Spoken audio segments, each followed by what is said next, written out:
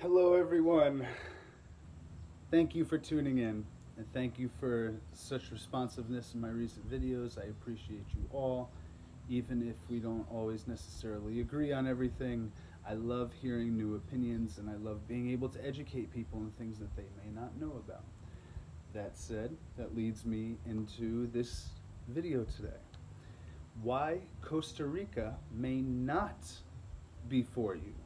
A lot of my stuff, a lot of my posts, a lot of the things that I put both on my Facebook, Instagram, and YouTube uh, are reasons that people should live here or live this type of lifestyle. And I've learned in my 3 years here, actually over 3 years now, that Costa Rica is not for everyone, and here are some of the reasons why. First and foremost, if you don't like to sweat, Costa Rica is not for you. It's warm here. We're in Central America. We're near the equator. So, my boy Simba, if you're not into sweating, Costa Rica is not for you. Second, if you don't want to learn Spanish, Costa Rica is not for you. It's the primary language here. Yes, because there's so much international tourism and North American tourism, English is spoken in many of the cities, and most people in this country are bi or trilingual. But if you're not willing to learn Spanish, you shouldn't be living in Central or South America. It's very simple. I've met so many people who have been here for 10, 15 years and haven't made effort to learn Spanish, and they don't have any friends. They really don't engage with anybody. They're not experiencing the real life. They're living in an isolated little pocket, and it's a fear-based reality. And if you're living in fear, why would you come to this place that has this vast ecosystem and an amazing culture if you're not looking to engage it? See, Simba agrees. If you don't like eating rice and beans, Costa Rica is not for you. It's their primary dish here. So a lot of people come to Costa Rica and say, oh, the food is so boring and this and that. Well, yeah, if you're coming from New York City or Los Angeles or a place like this where there's diverse international food everywhere, you're not going to experience that here unless you're in a city like Jaco or San Jose or Escazú or a place like Uvita that's a little more internationally influenced. But in a town like Parita, where I live, you're going to the restaurant, you're having casado, you're having pinto, gallo pinto. These are rice and bean dishes. If you don't like this, you should not be living here because these are the primary food groups. Yes, there's thousands of variations of fruits and vegetables that grow here and different meals that you can eat. Ceviche and tuna poke and all this different stuff. But ultimately, if rice and beans isn't a dish that you enjoy eating on a daily basis, this is not your country. Very simple.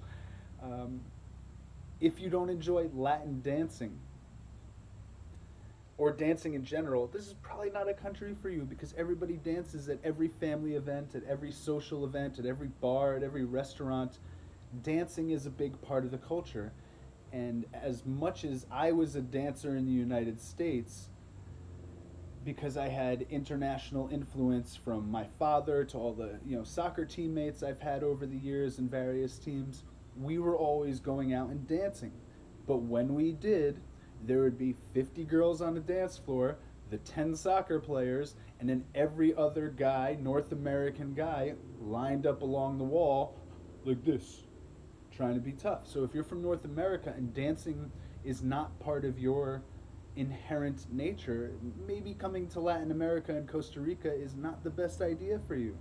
Go to a place with a little less natural rhythm and you may feel more comfortable. But I see it in the faces of people when they're out at bars and they're out at parties and everybody's kind of standing along the edges and not getting in and dancing. It has nothing to do with romance. It has nothing to do with wanting to date or sleep with the girl that you're dancing with. It's just part of the culture.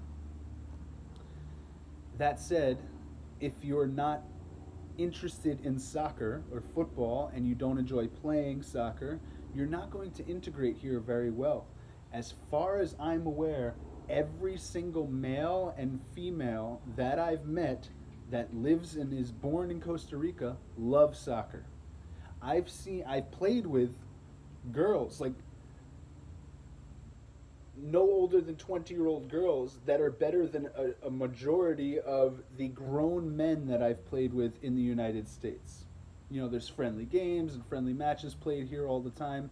We tried to do that in the United States when I owned the gym. One of the guys that was kind of a member at the gym would organize, you know, these kick-arounds with people that had really never played soccer, just to expand their culture a little bit. Or maybe the guy was, you know, a guy from my gym was dating a Hispanic girl, and he wanted to absorb some of their culture and acclimate to his girl's culture and fit in with the family a little more. They would come and play soccer, but it's not a common thing in the United States. Here, it's a religion. It actually comes ahead of religion. It's ahead of politics. In Costa Rica, it's soccer, religion, politics. Those are the degrees of importance of cultural influence here. I'm not exaggerating. If you don't know how to juggle a soccer ball, this might not be the country for you. Or if you want to be a part of the Costa Rican culture, learn soccer. Study some, you know, soccer teams on television, on the internet. Learn to play a little bit, because I'm not saying you shouldn't come here if you're not a good soccer player, but you should at least enjoy the national sport and the thing that everyone here finds super important, okay? There's pockets of other cultures like cowboys and farmers. These are specialized surfers. These are specialized things that the country presents, but all of them, all the farmers, all the, you know, surfers, they're all soccer players. They all love soccer. Everything shuts down when there's a national match on television. So if you want to move to Costa Rica, soccer, football should be a part of your inherent nature. If you don't enjoy early sunsets, Costa Rica is not for you. We are near the equator. So where I came from in northern New Jersey, New York City area, in the summers it would get dark at 9 p.m. some days. In the winters it would get dark at 5 p.m. and then it shifts throughout the seasons. Here it gets dark at 6 p.m. every day throughout the entire year, 365 days a year. There might be variation of 10 or 15 minutes either way, but if you don't enjoy early sunsets, this is not the country for you. I'm going to be completely and utterly honest with you. Another thing, if you're moving here from another country and you're not starting a business, Costa Rica is not for you. You cannot legally work here.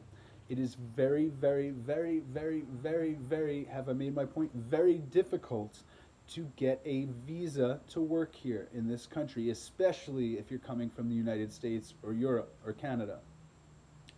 You need to be an entrepreneur. You need to know how to start a business or to work remotely. But in a location like I'm at, where the internet access is limited, I have an internet plan with the only company that offers internet in my area, and they, since January, have only provided about half a month of service every single month, and we're now in October. So think about that. If you're running a remote business, you're not going to be very successful with half of the month internet access. So you need to understand entrepreneurship and how to run a business. And the good news is it's easy to run a business here because taxes are low, costs of operation are low, pay for employees is low. You just need to know the rules and regulations, but you need to be an entrepreneurial person. You need to have that mindset you're going to start a business. Otherwise, this is going to be a very limited long-term vacation for you rather than a permanent living situation. I'm just going to scroll up a little bit. I have a few more listed here because I wrote these down because this is a list, you know, that took some months of thinking about all the different people I've met and all the success I've seen in other people's ventures and how I've experienced reality here. But at the same time, I've also noticed why people fail and why 5 years in, 2 years in, 10 years in, people are trying to sell their houses and move back to the United States or Canada or wherever they came from, because they might have even started a business. They might have even, you know, done a few of the things I mentioned, but they didn't do all of these things. And there's a reason I've listed these specific things, because if you're not acclimating to these things, you're not going to feel like you fit in here. You're not going to feel like you belong. You know, one of the main things, you might be independently wealthy, so you don't need to start a business. You can just relax here and invest and enjoy yourself. But me, I'm not. I'm supporting myself since the moment I got here with the assistance of some friends and donations, but otherwise I'm living off my assets. I bought this property with dividends and capital gains I made from selling my house in the United States, from some savings, from selling some stocks, and now I have to, 3 years in, start a business to survive and continue to build my life here. And that's just part of my life. And I've always been an entrepreneur, so it's nothing that's mind blowing. It's just a completely different environment and atmosphere, and I've had to learn it for the past couple years to see what people need in this area I live in and adapt. You know, if you've seen my House Hunters International episode, I came down here thinking I'm going to host fitness retreats. That's completely transformed. My property may host other people's retreats in a partnership setting, but I have no interest anymore in hosting fitness retreats. So things have changed drastically for me in 3 years, and it's not a personal choice. It's how nature and the flow of how things have unfolded have worked for me. I don't want to host retreats. I don't want to build a gym like I had in the United States here. I am more interested in working with flowers and plants and selling fruits and cultivating the land so that I may also offer like a plant and fruit tree nursery and teach people how to grow their own food forests at their home to become self-sufficient, self-reliant. At the same time, I've started to become like a cowboy, essentially. I've immersed myself in a cowboy culture here in Vasconia of Parita. Every single one of my neighbors has horses and cows, and actually in this mountain behind me there's a few horses this morning. I don't know if we can see them. I think they're hiding somewhere or roaming. But literally everywhere I look, and you can hear that, there's cows and there's horses. So I'm getting horses soon, and I do tours to all the beautiful places that I love in Vasconia and nearby, the waterfalls, the river, the restaurants, Marisqueria Jimenas. I love supporting my neighbors, so at this point I don't have horses, and when I do the tours, I rent them from my neighbors. So I'm supporting this economy while supporting myself, and that's part of my business here. I sell fruits to juice bars in town in Central Parita, to friends, bags of fruits to friends a few times a week, and I'm going to be opening soon here on my property like a little pulperia, a little fruit stand, where people can come by and buy the things that I'm, now finally growing in abundance here. It's taken a few years to get everything getting to that point, but yeah, that's just a very important part. You really need to integrate with the culture here. You might have all these plans, but they may not fit into the place that you decide to move to, and that's what I've learned. So I want you to understand that you need to be flexible, and if you're not flexible with how life alters your plans, this is probably not the place for you, because if you want to, during rainy season, spend a whole entire 12-hour day traveling around and doing stuff, you've got to be prepared for 4 hours of rain, and that's never going to change, and you're never going to be able to escape that. The country is drenched for several months of the year, but only for a few hours of the day, so you've got to learn to adapt and be flexible. If you don't like solving problems for yourself, Costa Rica is not for you. Since I've lived here, I've had to redo my electrical system, my plumbing system. I had my pump on my well break, so I was without water for a month or so. Thankfully, there's public water that they offer. There's also a river that runs through my property, and it's rainy season, so I was actually able to wash my dishes and bathe in the river when I didn't have my pump fixed, because Tico time. If you can't live a few days without electricity, Netflix, internet access, cell phone, water, Costa Rica is not for you, because sometimes the power goes out. Thankfully, they get it back pretty quickly, but when my pump went out, I couldn't get in touch with plumbers. I don't really know anybody here. Thankfully, I was trained by a guy, Darren, when we did some help with New Orleans after Hurricane Katrina. And he trained me in basically, in a matter of a week or two, how to do basic rough and finished plumbing. And thankfully I retained those memories, so I actually installed a new pump and fixed my well, and now it's running perfectly clear water, and I'm very grateful for Darren. DeAngelis, I think is his name, from North Jersey. He's a plumber up there. He's actually in a wheelchair, which is super impressive. He had a three-wheeler accident in his, either teenage years or 20s, and is one of the most capable human beings. He's like a super talented craftsman and woodworker as well. So if you guys are in North Jersey, look up Darren DeAngelis, and he will hook you up with really good stuff. And he's really smart, really sweet guy. But anyway, you have to learn to adapt here. Problem solving, learning to live without electricity, Netflix, internet access, cell phone connectivity. I have had limited of all of those things here since I've lived here, and I've learned, okay, I'm going to spend more time with my dogs, I'm going to write more, I'm going to be more creative, I'm going to paint more, I'm going to be more constructive of my property, I'm going to become more self-reliant, and I'm very grateful for all of these things. But if these things that I'm speaking about are scaring you, maybe Costa Rica is not for you. If you enjoy city life over country living, Costa Rica probably is not for you. Very few cities exist here. Simba loves country life. He's a jungle boy, and that's why he's speaking. He's a super intelligent dog. You'll notice it playing back this video. He's reacting to the things that he enjoys the most. So yeah, I mean, if you're a person that grew up in New York City or Brooklyn or San Francisco or something, this is going to be a challenging transition for you unless you've been seeking a rural kind of farm life. You might say, oh, what about Jaco and this? Jaco is like 2 square miles, the whole entire town, and it's all packed into these like little area between the mountains right on the ocean. I wouldn't call Jaco a city. Jaco is like a downtown area of your average American town. It's like 1/50th the size of Miami probably.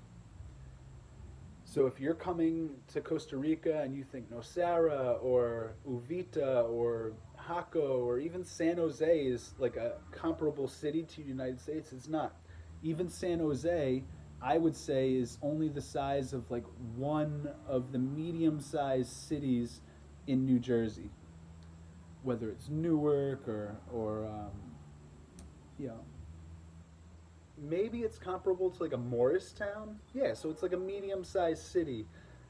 But I definitely wouldn't, if you're thinking Boston or you're thinking even Providence, Rhode Island is probably 2 to 3 times bigger than San Jose, the capital city of Costa Rica. So like a really small city in the United States is much larger than the biggest city in Costa Rica. So if you're a city person, this is probably not for you. And even all those people in city, every weekend, summer season, they are trying to get to these areas and the beach areas and the hanging bridges in the mountains and Monteverde and the cloud forest. Like, nobody stays in the city. Nobody wants to stay in the city. If you're a city person, this is not the country for you. And of course, if you enjoy winters, this is not the country for you. There's no winter here.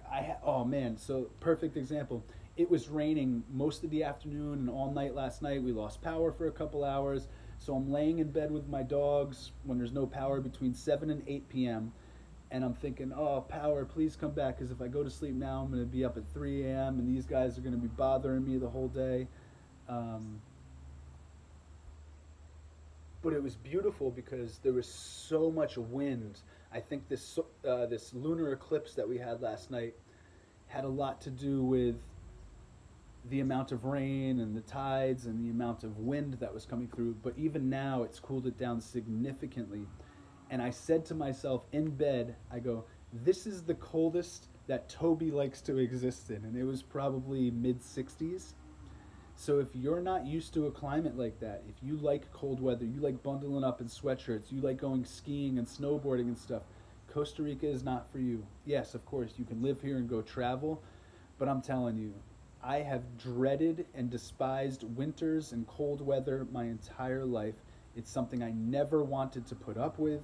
It's something I was trying to escape my entire life. That's one of the top 5 reasons I moved to Costa Rica, was to never experience winter weather ever again for the rest of my life. And I'm really grateful that the coldest I will ever experience here is probably low to mid 60s in Fahrenheit, and more likely somewhere in the 70s. It's perfect for me. And then most days here it's mid 80s. Some days in the summer, and especially standing in the sun because we're close to the equator, it can get up to 90s, but it really doesn't pass over 100. So between that 70 and 90 temperature level is what I've been looking for my whole life, and I found it. So you have to expect that. If that's not for you, you're not going to survive here. Just going back to like starting a business or being independently wealthy, in case you are not aware, as far as South American and Central American countries, Costa Rica is the most expensive to live. So if you don't have any money, you're not going to enjoy living in Costa Rica. It's going to be very challenging for you. It's not as expensive as, say, a New York City or a San Francisco or Los Angeles or probably Miami. It might be more comparable to somewhere in the Midwest or somewhere in the Mid-South, where prices are not amplified as much. But honestly, I would imagine, and I don't know this factually, I haven't done the data, but I would guess that Costa Rican prices generally are between 50% and 75% of what they are in the United States for foods and for restaurants and things like that. But taxes is like 1/10, maybe a little less than 1/10 for property taxes, but it's still expensive. Relatively, it's not expensive. I was paying $6,500 a year for taxes for a tiny little property smaller than my house at this point in New Jersey, given it was lakefront. But here I pay less in a year for taxes for my entire property, which is just under 3 acres, like 2.5 acres, than I would pay in 1 month in New Jersey for property taxes. So there's a comparable difference. Nonetheless, if you don't have money, it's going to be very difficult to survive here. Yes, you can find a place to rent for $150 a month, but there's also homes that I see for rent on Facebook that are $5,000 a month, and all in between. So if you don't have money, Costa Rica is not for you. Think of Panama, think of Nicaragua, think of another country, Ecuador, even Colombia, where your dollar is going to go much further. Your currency from wherever you're coming from is going to go much further than it does here. So if you're not starting a business and you don't come independently wealthy, this is going to be a very challenging transition for you and probably will not last very long, because as I mentioned before, you cannot legally work here without a specific visa allowing you to do so. A few other things that I wanted to talk about is more philosophical than financial or physical or habits you might have currently. If you want to bring your prejudices or ignorance to another country, Costa Rica is not for you. These people here, the indigenous and the native Ticos and Ticas, are super happy, easygoing, positive people. In the United States, we can all admit we are not those things. We are probably the polar opposite of those things. Probably mostly the same thing in European countries. If you don't have a disposition of being open-minded, politically flexible, or not even political at all, this is not going to be a place for you. If you come in bringing your strong, ignorant opinions here, you're not going to be well liked at all. You're not going to develop many friends. The things that people enjoy speaking about are family, are soccer, are going on different adventures and experiencing different ways to grow fruits, foods, plants, being at peace. So if you're trying to bring in that chaos from the United States that is currently the primary mindset, you're not going to do well here.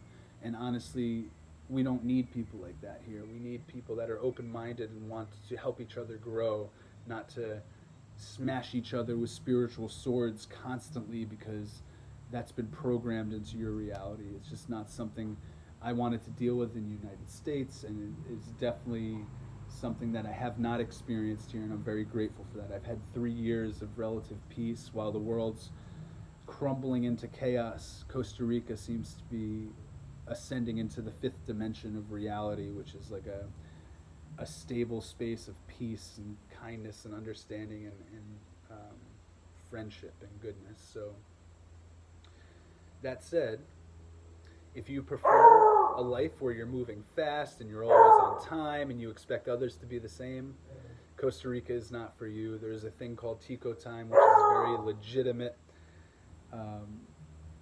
you got to be patient. You got to move slow. You got to be relaxed here. Nobody wants to be rushed. You'll find you don't want to be rushed here. Take your time to do stuff. There's no deadlines. Everybody's flexible, and I mean that. Like if you forget to pay your taxes for a couple months, they don't fine you. They don't add penalties onto it. They just say, okay, no problem. Just next year, try to pay on time. Same thing with contractors I've had come work here. I've had times where I've been waiting on deposits. I've been waiting on some income. I've been waiting on some checks to cash, and because it's coming from the U.S. to here, it takes some time. They say, no worries. Whenever you can get it, just let me know, and we'll figure it out. No big deal. So if you're not in that mindset, or you want your contractor to be here exactly at 8 a.m. or 6 a.m. and they show up at 6:20 or 8:20 and you're all upset, you're not going to do well here. You're going to stress yourself out, and maybe that's a reason people in North America age much quicker and die much sooner than people in Costa Rica do. And I know statistics may say different, but it's not true. I've met more centenarians, people living beyond 100 years old here in good health, walking around mobile, happy, conscious, being able to speak well and converse with you up until their last days than I ever have imagined meeting in my entire life, and that's just in my neighborhood. And we're not even in a specific blue zone, as they call it, which is Nosara and up in Guanacaste. So yeah, if you're a fast-paced person, Costa Rica is not going to be for you. It's just simply not. You need to have a calm, still energy. Take your time, enjoy yourself, don't stress people, don't rush people, don't rush yourself, and that's the mindset in Costa Rica. And yeah, so these are some of the reasons why Costa Rica may not be for you. You'll see a lot of videos about why Costa Rica is great for everybody. I don't agree with that, and the country's not big enough to welcome everybody, so I wanted to present to everybody that might see this with some reasons Costa Rica may not be for you. And maybe you didn't hear these things from other people because everybody's trying to sell you on packages to visit and move here and this and that and this and that. I'm going to be on the other side. I want to make sure that 10 years down the road, 20 years down the road, 50 years down the road, if I have children and my grandchildren are still living here, that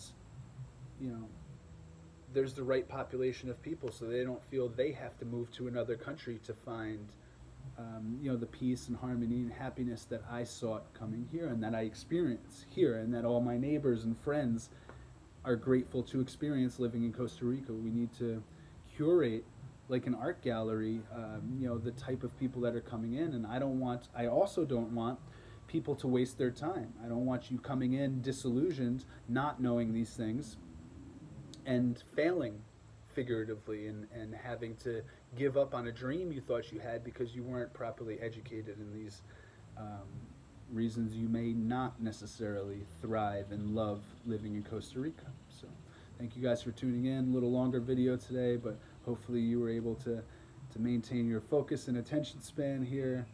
And yeah, let me know in the comments below what you think, or if there's anything you think I missed.